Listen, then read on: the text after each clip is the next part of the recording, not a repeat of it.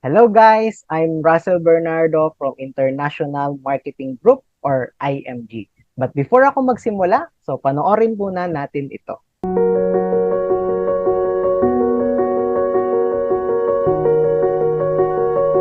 Masakit marinig ang mga balita at hinaing ng ating mga kababayang OFW na sa kabila ng kanilang mga sakripisyo, madalas silang nabibiktima ng panloloko. Kaya, nung malaman ko ang misyon ng IMG, gusto kong maging bahagi nito dahil buong pusong itataguyod nito na bigyan ng kalamang pinansyal ang ating mga kababayang OFW. Sa IMG, kayo ay panatag. Tutulungan namin kayong maging wais sa usaping pinansyal. Nang sa gayon, kahit kayo ay malayo, kayo ay malaya. Alright, again, si IMG po is isang financial services company. Hindi po kami investment, hindi po kami insurance, and don't worry, hindi din po kami networking company. So wala po kaming ibebentang product or wala po kaming ibebentang kung ano-ano sa inyo. So ang mission po namin is tumulong na masolusyonan ang lahat ng problema sa usaping financial. So sa papaanong paraan? So nagbibigay po kami at nagtuturo ng mga kaalaman sa usaping financial or kaperahan or yung tinatawag nating financial education. So, bakit po? Kasi magbibigay ako ng 3 financial problem nating mga Pilipino. Number 1 is wala po tayong ipon.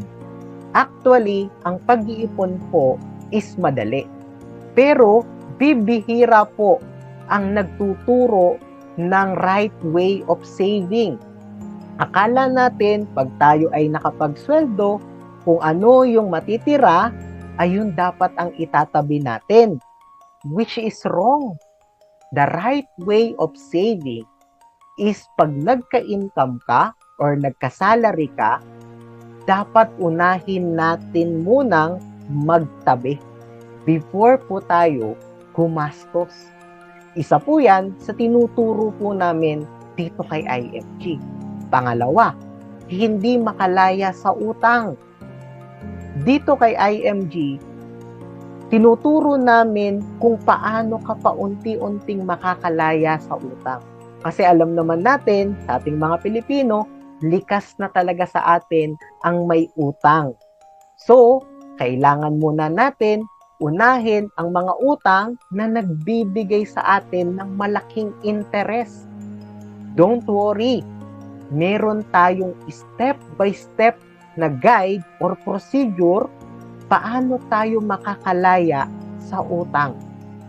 At pwede ka ring maturuan paano ka magkaroon ng other source of income. Kasi gustong-gusto kang tulungan ni IMG. Pangatlo, wala pang napaghahandaan sa future. Some of us, nakatutok lang tayo palagi sa present. Hindi natin iniisip yung mga pwedeng mangyari sa atin in the future. So, kailangan habang malakas ka pa, is nakakapag-ready ka na at nagkakaroon ka na ng sapat na ipon. Kagandahan, dito kay IMG, all the platforms na kailangan natin pag dumating na yung time na nangihina na tayo, ipino-provide po lahat sa atin ni IMG. Kaya alam mo, you are so blessed. Kasi na-share ito sa iyo ng kapamilya mo, friends mo, or kakilala mo. Kasi gusto kanyang tulungan. Gusto kanyang makaipon. Gusto kanyang makalaya sa utang. At gusto kanyang makapaghanda para sa future mo. Hopefully, kagaya niya, natulungan ko siya, ikaw din, makapag-ipon ka habang malakas ka pa.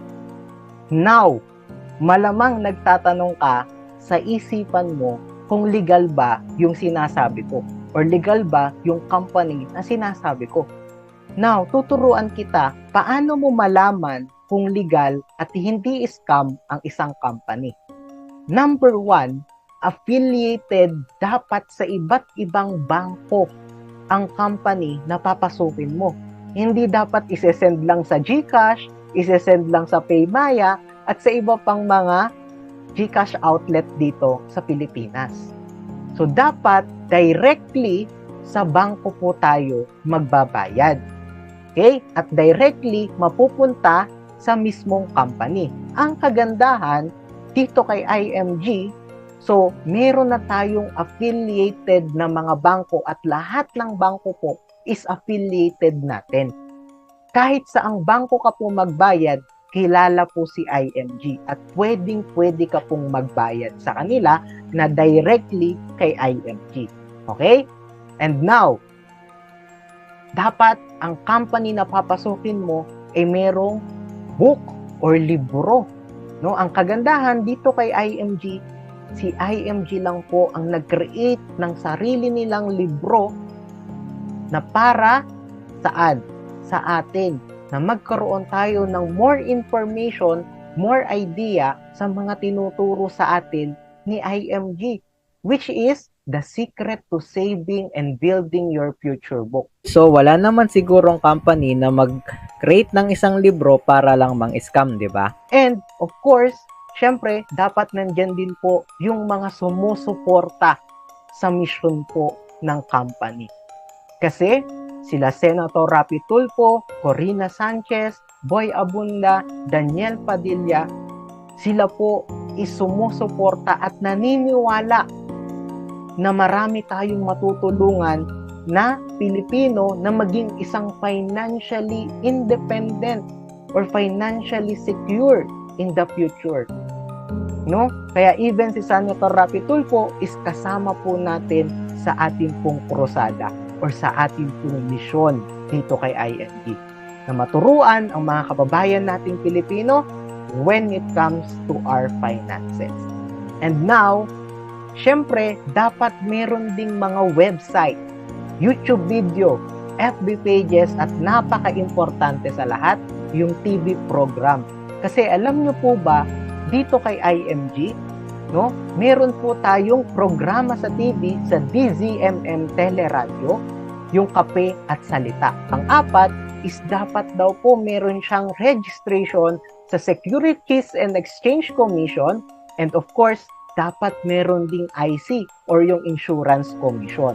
So, ipa-flash ko po dyan sa inyo lahat ng mga detalye. You can also search sa Google or sa internet para malaman nyo kung legal ba talaga ang company natin. Okay? So, lahat po yan, makikita nyo sa Google, sa YouTube, no?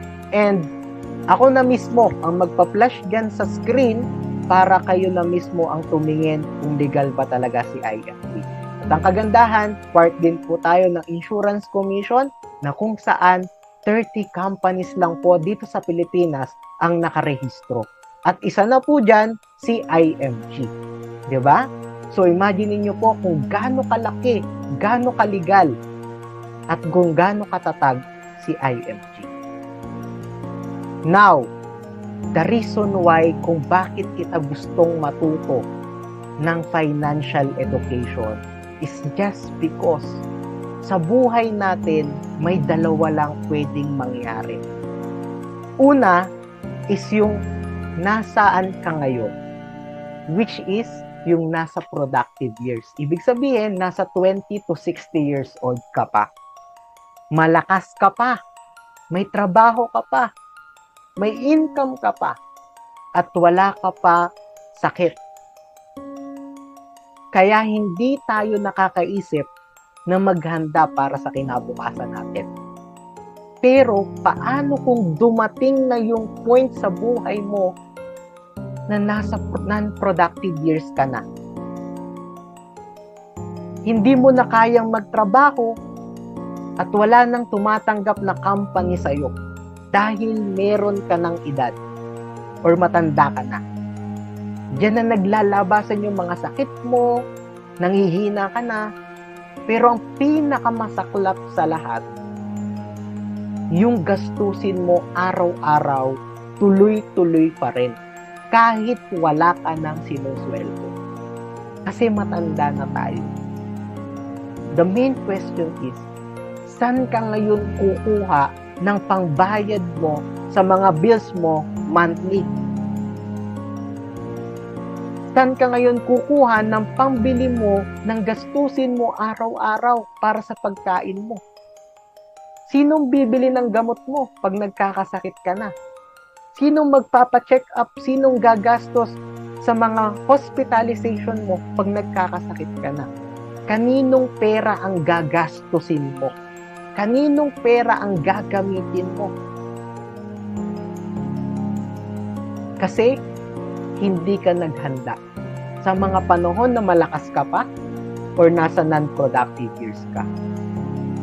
Kapag hindi tayo naghanda, baka possible maging pabigat tayo sa mga anak natin at sa ibang tao dahil financially struggle tayo. Pero kung tayo is nakapaghanda ngayon pa lang na nasa productive years pa tayo, it is possible na maging suporta at gabay ka sa mga anak mo at sa ibang tao kahit matanda na tayo dahil financially stable ka. Even ako, buti na lang maaga ko nakilala si IFP. Kaya ako, I'm so proud na maging bahagi ako ng isang community na tutulungan ako para mapaghandaan ko ang kinabukasan ko. Kasi kay IMG, hindi ka lang niya tutulungan. Siyempre, tuturuan ka step by step paano mo mapaghahandaan pag dumating ka na dun sa non-productive years ng buhay. Kaya, alam mo, happy ako na na-share ito sa'yo ng kaibigan mo, kapamilya mo, or kakilala mo. Dahil gustong-gusto ka niya na matulungan, kagaya ng pagtulong ko sa kanya. Dahil gusto niya na maging maganda din ang future mo. Hopefully, ikaw na nakikinig ngayon is matulungan namin at maging wais pagdating sa pera. Kaya huwag kang mahiya na magtanong sa nag-send sa'yo ng video na to para matulungan ka namin, mai-guide ka namin ng tama dito kay IF. At of course, dahil nakinig ka, meron din kaming regalo sa'yo na free 20,000 accidental insurance as a token of appreciation dahil naturuan at natulungan ka namin. Imagine, makikinig ka lang, imagine, tuturuan ka lang namin, ikaw na yung magkakaroon ng information at idea, kami pa yung magre-regalo sa'yo. Hope to see you soon and sana makausap kita. This is all by the glory of God. Thank you so much and God bless you.